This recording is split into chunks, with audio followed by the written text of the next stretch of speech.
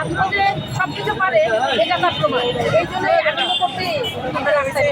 আপনি যে স্বপ্নটা দেখছেন নতুন বাংলাদেশ, সেই বাংলাদেশ কি আসলে বাস্তবায়ন হবে? অবশ্যই আমাদের ছাত্ররা আমরা সবাই মিলে যদি স্বপ্ন দেখি অবশ্যই আমরা বাস্তবায়ন করবো ইনশাল্লাহ।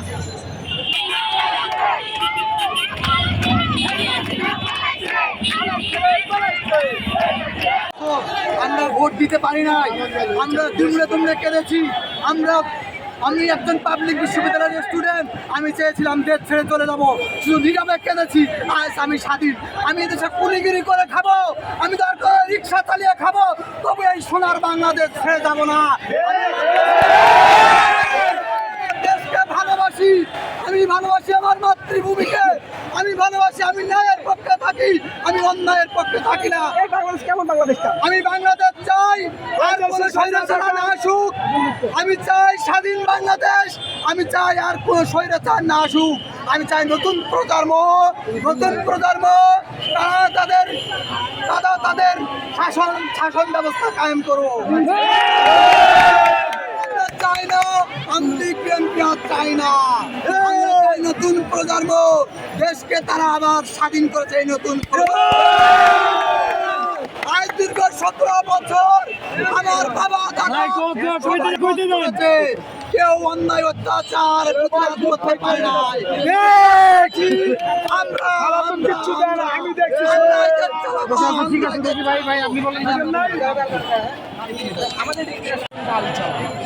আমার মেয়ে ক্লাস 9-এ পড়ে, আমার এক বাচ্চা এসএসসি পরীক্ষা দিল, তার পরীক্ষা বন্ধ হয়েছে। আজকে যে পড়ালেখা যে নষ্ট করছে এই সরকার, এই জালিম সরকার, আমি চাচ্ছি এই দেশে একটা নতুন সরকার আসুক।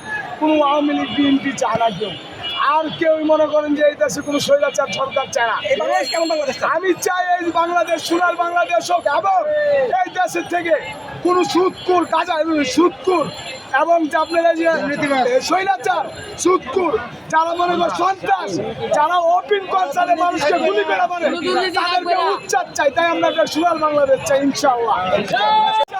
মায়ের কোলে নিয়ে খেলতেছে, চালনার পাশে মারা গেছে। বাবা 2 বছরের ছেলে নিয়ে চালনার পাশে খেলতেছে, তারা মারা গেছে।